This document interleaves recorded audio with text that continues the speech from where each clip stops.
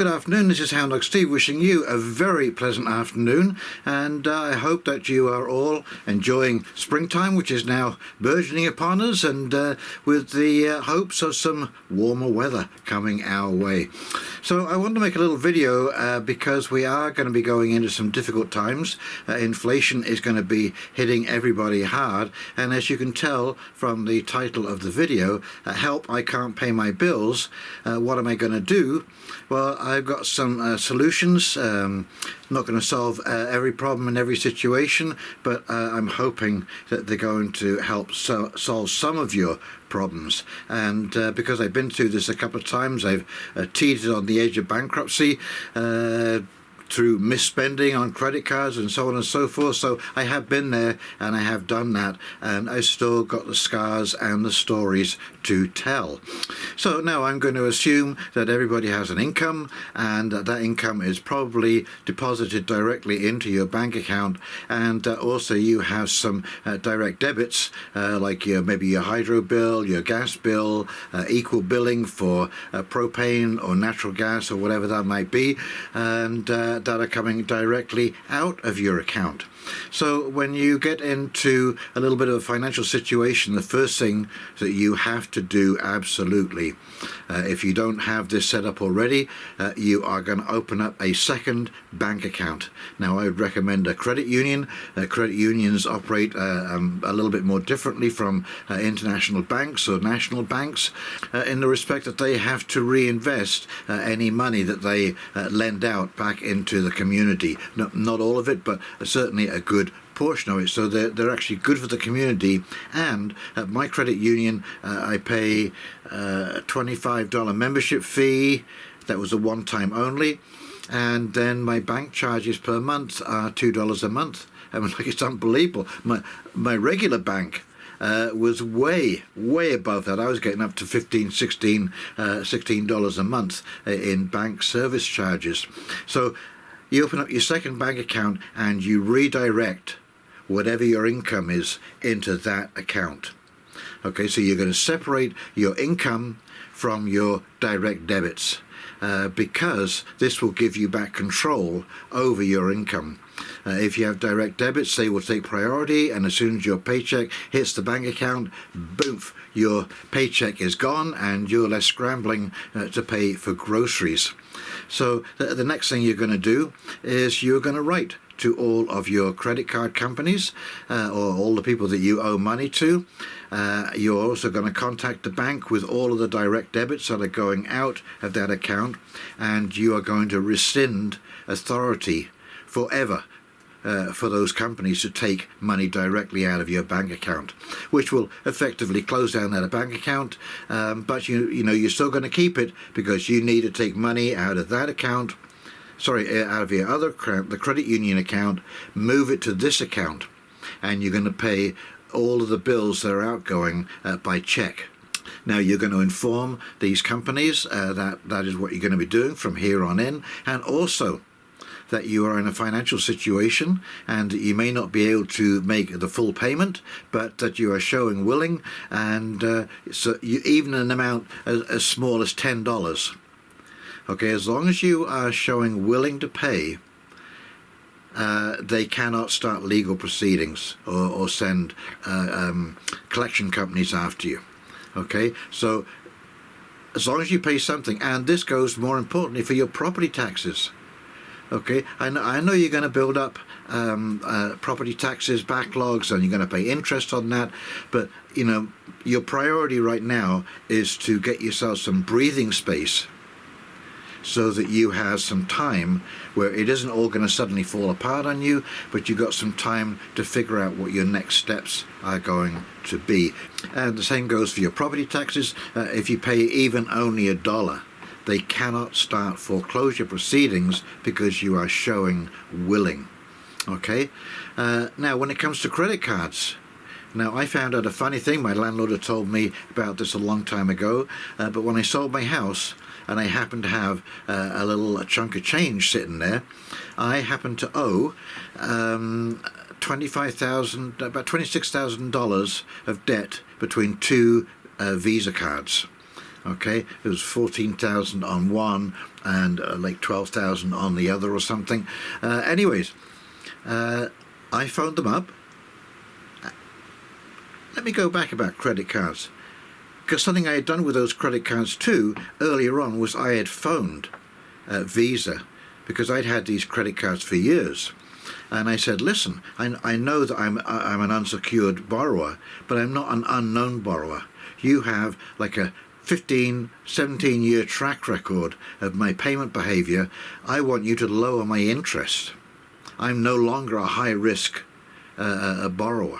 And they did. They lowered one credit card down to 10% and the other credit card down to 12%. So you can get that interest rate adjusted if you've been, if you do have a track record. They're not that completely, nasty, horrible, terrible people to deal with, okay? But what I was going to say is, I phoned up Visa and I said, listen, I am about to go bankrupt. And I have a chunk of change here. I have $14,500, and I want to clear my credit card debt of $26,000. Will you accept that? She said, let me call you back. So she called me back about 2 days later, and she said, well, we're thinking about it. It might be possible. And I said, listen, I am just trying to save you time, because once this money is gone, once I declare bankruptcy, it'll just go into that black hole, and you will be left standing in line with other creditors, getting pennies on the dollar. Now, I am offering you as a goodwill gesture to settle this before it gets to that point, because I've always had good business with you, and I want to play fair. And you know what? They settled. They phoned me back a day later, and so they reduced $26,000 worth of credit card debt down to $14,500 worth of payment. So these things do work. You can do this kind of stuff, and they do work. They will respond, all for the sake of making that phone call. So you bought yourself a little bit of space here. The next thing that you are going to do is you are going to sit down, and over the next month you're going to collect all of the receipts of all the things that you do during the course of a day. Buying a coffee, getting a newspaper, buying lunch from the coffee truck, going out to a restaurant, whatever it is, you just take that receipt, you put it in a file, and at the end of the month you are going to add up and see what it actually costs to do things.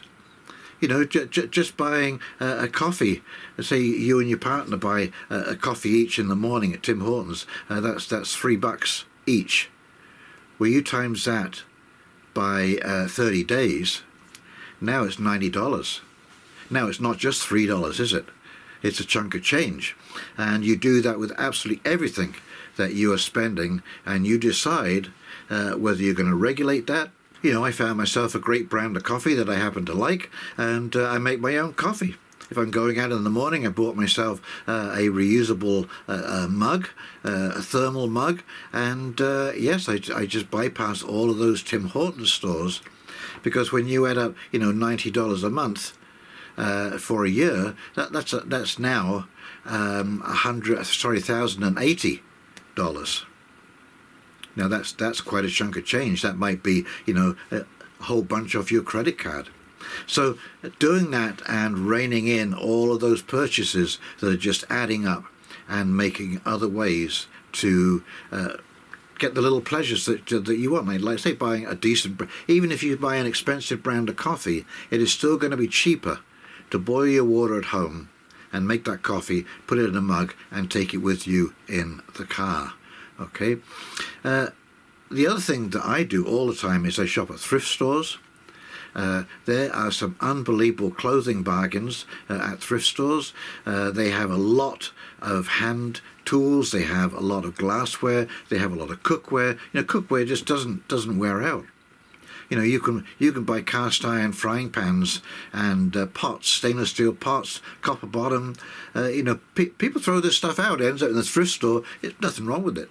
Absolutely nothing wrong with it. You can save yourself an absolute fortune just by shopping at your local thrift store. And when you reuse items, you don't put any extra energy in them. Okay, recycling is great, but usually when you recycle, you have to add some extra energy to process that item into something else. When you reuse, you are getting more and more and more value out of the cost of manufacturing that product. And like I say, you know, once you start going there and overcome, if you have any false pride, get over it. You're going to meet a very nice class of people in there. Everyone is wonderful and friendly. But once you start to look around and you know your sizes, know what to look for, know the little tricks. I take a tape measure with me because sometimes people adjust pants so it says the size on the hanger, but you actually, when you measure it, it's not that size. So little tricks like that. But especially my age group, you know, there are many people my age, a little younger, a little older, passing away.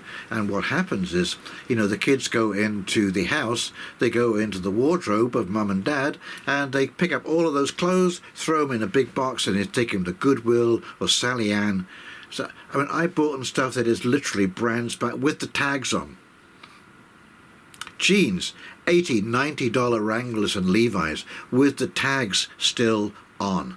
For $20. I mean, unbelievable, ladies and gentlemen. So through doing that, you can really cut your cost of living, and that's what we're all going to have to do in this future that we're going into, certainly on a temporary basis, if not on a more permanent basis. But the sooner that we get used to living like this, you know, I mean, I remember that we would have a roast of beef on a Sunday when I was a kid, and there would be cold cuts on Monday with mashed potato and peas. On Tuesday, my mum would mince up all the ends and the bits that are left over from the roast and make a meat pie out of it. So we would get 3 days worth of meals out of one cut of beef. When it comes to vegetables in season, buy them in bulk. They're always cheaper when they're in season. Fruits, cheaper when they're in season.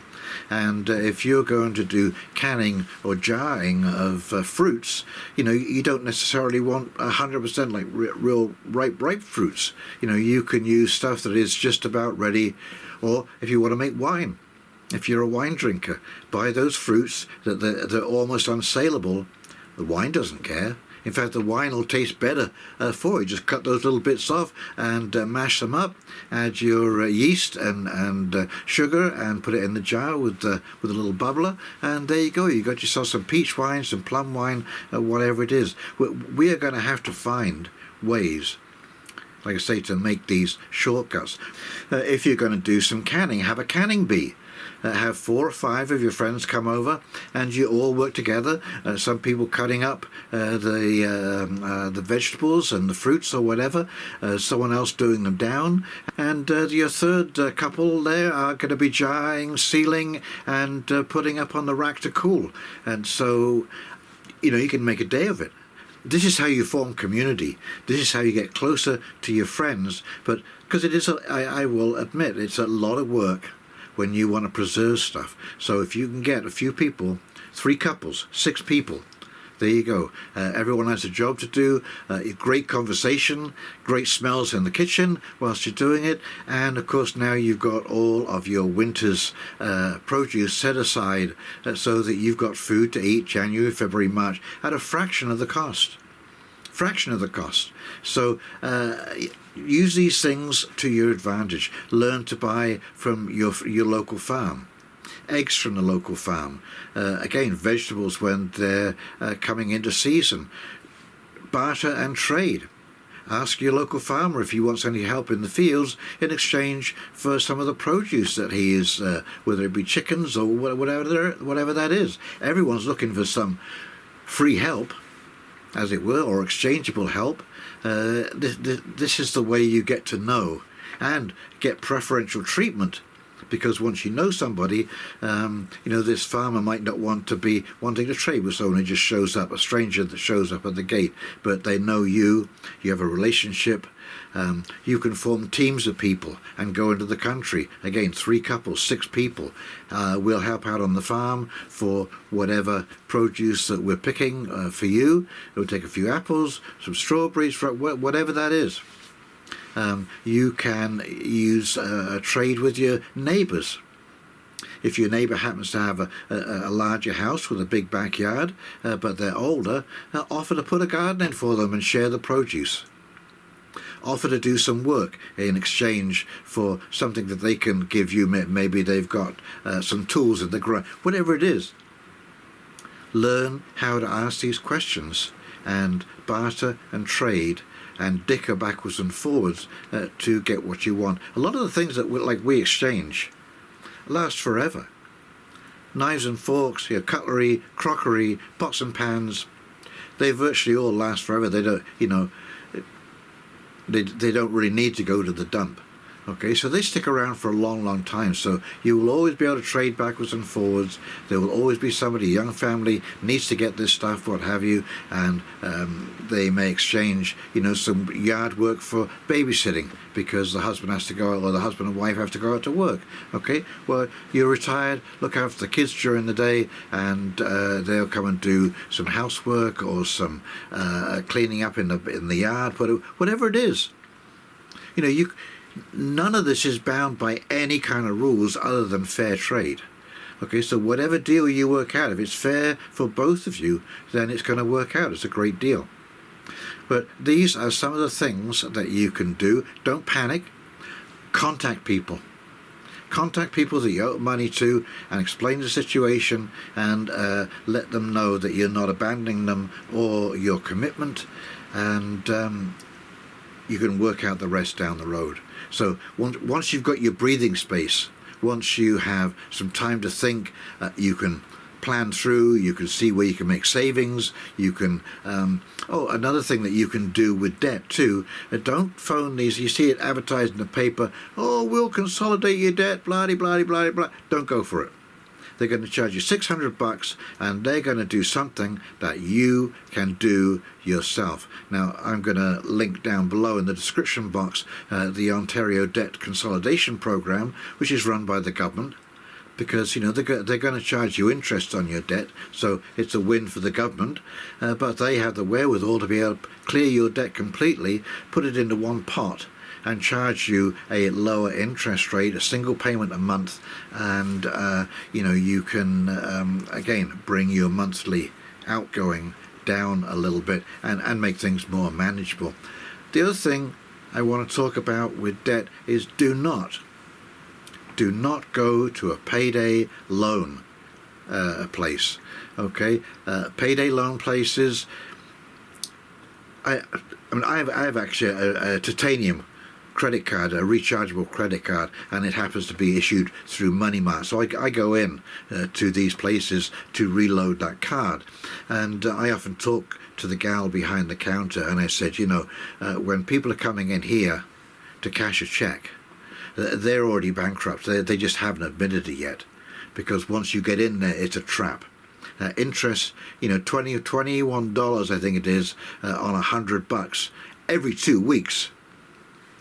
It amortizes out to like 500% or something. It's absolutely insane. Do not go in there. Okay, go the debt consolidation route. Anything you can, any other way to reduce your expenses, so you don't have to go into a payday loan place. They are deadly. And if you can't control your credit card spending, I just admitted I can't control my credit card spending. What I like about prepaid credit cards is it's like cash. You have to have the money on the card because it's easy. Little emergency. The car's got a thing. It's $600. Well, I don't have stuff. Well, put it on the card. Well, I can't pay it. Well, I just make the minimum payment. Something else. I got to get snows for the winter time. That was $1,000. Don't have that. Put it on the card. Now, now you're up to $1,500, so you're making the minimum payment, and it's going to get paid off in 96 years or something like that. So, don't fall into those traps. Face these problems head on. You'll find that most of these places, the last thing they want you to do is to go bankrupt, because then it costs everybody. It's just a huge mess for everybody. So do not be frightened to make those phone calls, make contact, have a conversation, work out a plan with your partner, cut up whatever credit cards you can to avoid that. And as I say, maybe a rechargeable credit card is the way to go for you and your partner.